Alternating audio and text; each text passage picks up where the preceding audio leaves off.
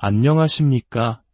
하나님의 은혜와 평강이 여러분의 삶에 가득하기를 기도합니다. 오늘 우리가 함께 나눌 이야기는 어쩌면 우리 모두의 마음속에 존재하는 깊은 질문에서 시작됩니다. 우리는 과연 조용한 신앙인으로 살아가고 있습니까? 아니면 용기 있는 신앙인으로 살아가고 있습니까? 어떤 사람들 앞에서는 신앙인의 모습을 보이지만 또 다른 사람들 앞에서는 세상과 다를 바 없는 모습으로 살아가고 있지는 않습니까? 혹은 우리가 어디에 있든 누구와 함께 있든 언제나 동일한 모습으로 그리스도의 향기를 드러내고 있습니까? 본격적인 이야기에 들어가기 앞서 오늘 이 말씀이 여러분에게 은혜가 되고 도전이 된다면 구독과 좋아요를 통해 이 귀한 복음의 여정에 동참해 주시기를 부탁드립니다. 여러분의 작은 참여가 하나님의 말씀을 더 널리 퍼뜨리는 귀한 도구가 될 것입니다. 이 영상을 보시는 모든 분들께 주님의 축복이 함께하기를 소망합니다. 오늘 우리가 깊이 묵상할 말씀은 신약성경 갈라디아서 2장 11절부터 16절까지입니다.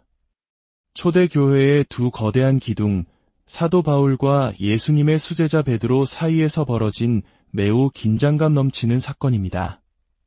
제가 성경을 봉독할 때 마음으로 함께 따라와 주시기 바랍니다. 게바가 안디옥에 이르렀을 때에 책망받을 일이 있기로 내가 그를 대면하여 책망하였노라. 야고보에게서 온 어떤 이들이 이르기 전에 게바가 이방인과 함께 먹다가 그들이 오매 그가 할례자들을 두려워하여 떠나 물러가매 남은 유대인들도 그와 같이 외식함으로 바나바도 그들의 외식에 유혹되었느니라.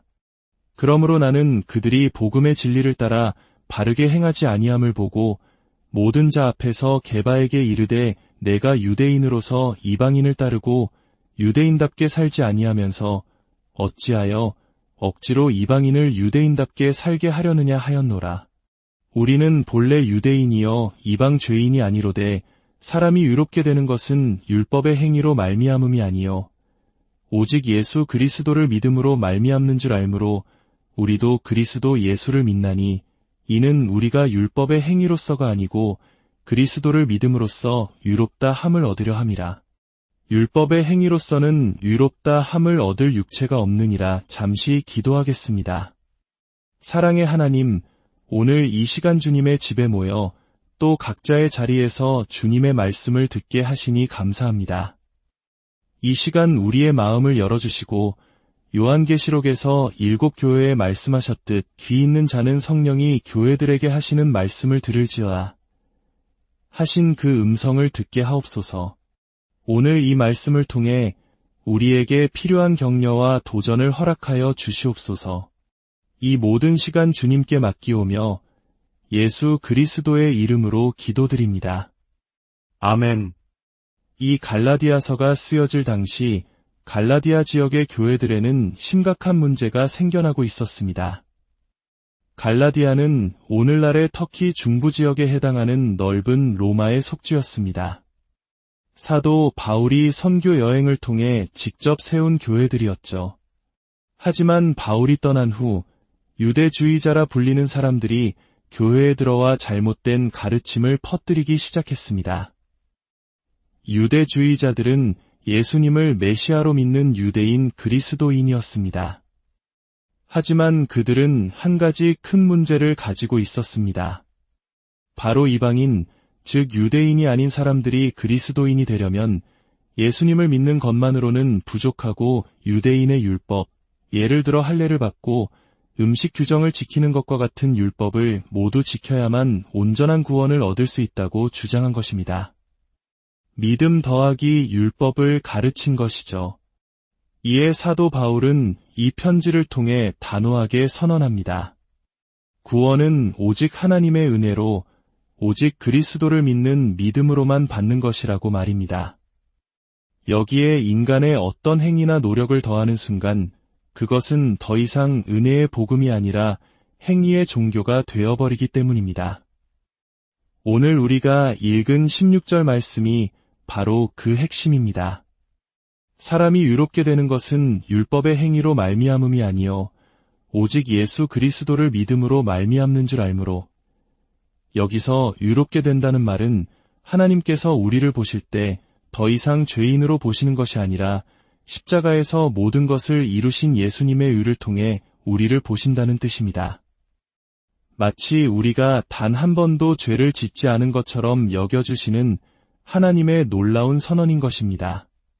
그런데 슬프게도 이 유대주의자들의 잘못된 가르침과 그로 인한 압박이 위대한 사도 베드로에게까지 영향을 미쳤습니다. 베드로가 그들의 교리를 믿었다기보다는 그들의 영향력에 위축되어 제가 오늘 조용한 신앙이라고 부르는 모습으로 행동하기 시작했던 것입니다. 사건은 시리아의 안디옥 교회에서 일어났습니다. 베드로는 원래 유대인과 이방인 그리스도인들을 차별하지 않고 자유롭게 어울리며 함께 식사했습니다. 그러나 예루살렘 교회의 지도자인 야고보가 보낸 유대인 그리스도인들이 방문하자 그의 태도가 돌변했습니다. 12절은 그 이유를 정확히 짚어냅니다. 그가 할례자들을 두려워하여 떠나 물러가매 바로 두려움 때문이었습니다.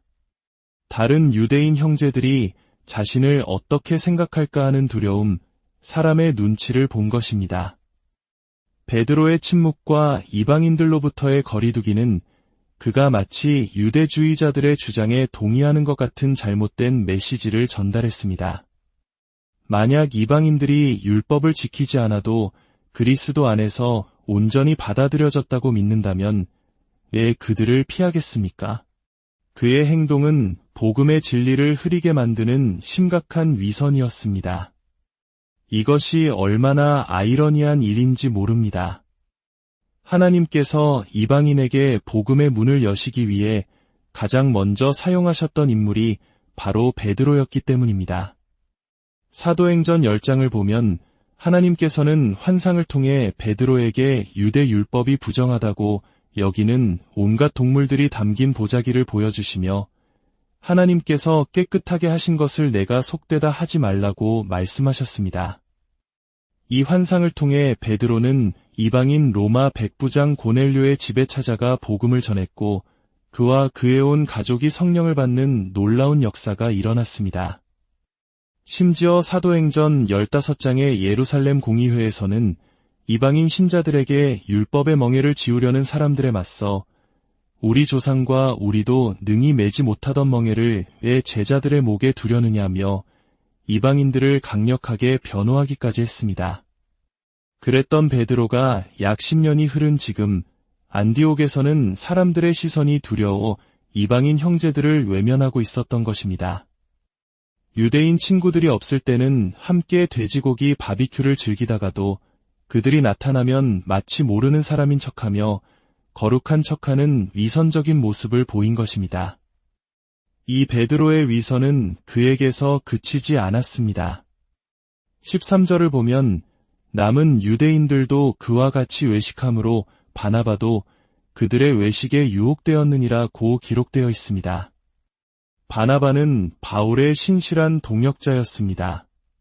지도자인 베드로의 잘못된 행동이 다른 사람들, 심지어 훌륭한 신앙의 동역자마저 이선으로 이끌었던 것입니다. 우리는 베드로를 쉽게 비난할 수 없습니다. 왜냐하면 그의 모습 속에 바로 우리의 모습이 담겨 있기 때문입니다. 우리 역시 수많은 강점과 동시에 연약함을 지닌 존재들입니다. 복음서를 보면 베드로는 늘 육신적인 연약함을 드러냈습니다. 예수님께서 십자가의 길을 말씀하실 때 주여 그리 마옵소서라며 인간적인 생각으로 막아서기도 했고 물 위를 걷다가 의심하여 빠지기도 했으며 주님을 절대 부인하지 않겠다던 호언장담이 무색하게 몇 시간 만에 3번이나 저주하며 부인했습니다. 그리고 오늘 본문에서 그는 또다시 사람을 두려워하는 연약함에 넘어지고 있습니다. 특정 사람들 앞에서 위축되어 신앙인의 모습을 감추는 조용한 기독교인의 모습으로 말입니다. 베드로의 위선은 오늘 우리 모두에게 질문을 던집니다. 나는 용기 있는 그리스도인인가? 아니면 조용한 그리스도인인가? 나는 한 무리의 사람들 앞에서의 모습과 다른 무리의 사람들 앞에서의 모습이 다른가? 아니면 누구와 있든 일관된 신앙인의 정체성을 지키고 있는가? 혹시 주일에는 담대하지만 월요일부터 토요일까지는 세상 속에서 움츠러든 채 살고 있지는 않은가? 물론 우리가 가진 신앙의 자유가 연약한 다른 형제자매를 실족하게 할 수 있기에 때로는 우리의 행동을 자제하고 배려해야 할 때가 있습니다. 바울이 로마서 14장에서 말한 것처럼 우상에게 바쳐졌던 고기를 먹을 자유가 내게 있더라도 그것 때문에 시험에 드는 형제가 있다면 그 형제를 위해 고기를 먹지 않는 것이 사랑입니다. 이것은 다른 사람의 믿음에 대한 민감함과 배려입니다. 하지만 갈라디아서의 베드로가 보인 모습은 이런 배려와는 전혀 다릅니다. 이것은 자신의 신앙과 신념에 대해 부끄러워하고 창피해하는 것입니다. 그리스도 안에서 우리가 누구인지에 대해 사람들의 시선 때문에 당당하지 못한 것입니다. 바울은 로마서 1장 16절에서 이렇게 외쳤습니다. 내가 복음을 부끄러워하지 아니하노니 이 복음은 모든 믿는 자에게 구원을 주시는 하나님의 능력이 됨이라. 예수님께서는 마태복음 10장에서 더욱 엄중하게 말씀하셨습니다. 누구든지 사람 앞에서 나를 시인하면 나도 하늘에 계신 내 아버지 앞에서 그를 시인할 것이요. 누구든지 사람 앞에서 나를 부인하면 나도 하늘에 계신 내 아버지 앞에서 그를 부인하리라. 사랑하는 성도 여러분, 이것이 오늘 우리에게 주어진 도전입니다.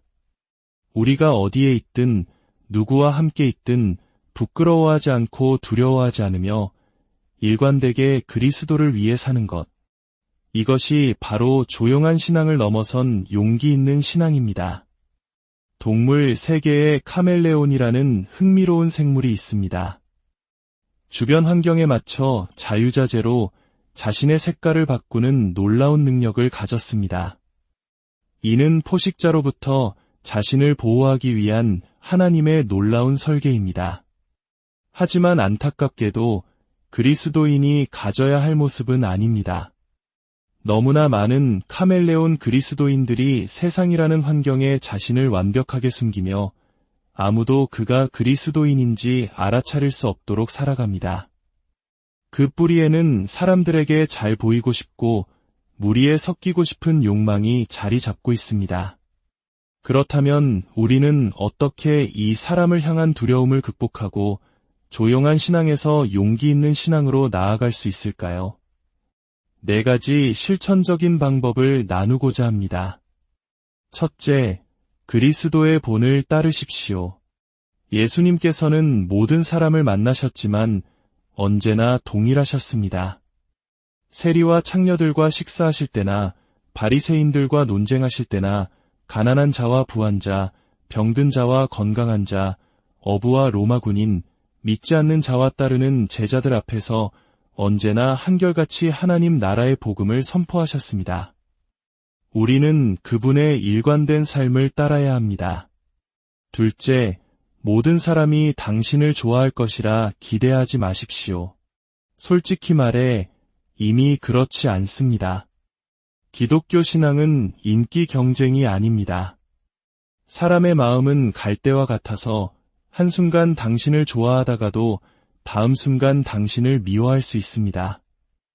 예수님께서 예루살렘에 입성하실 때 사람들은 겉옷과 나뭇가지를 길에 펴며 호산나 이스라엘의 왕이여 라고 외쳤습니다. 그러나 불과 며칠 뒤 바로 그 군중이 그를 십자가에 못 박으소서 라고 소리쳤습니다. 우리가 사람들의 인정을 받으려 애쓰는 것은 지치고 헛된 일입니다.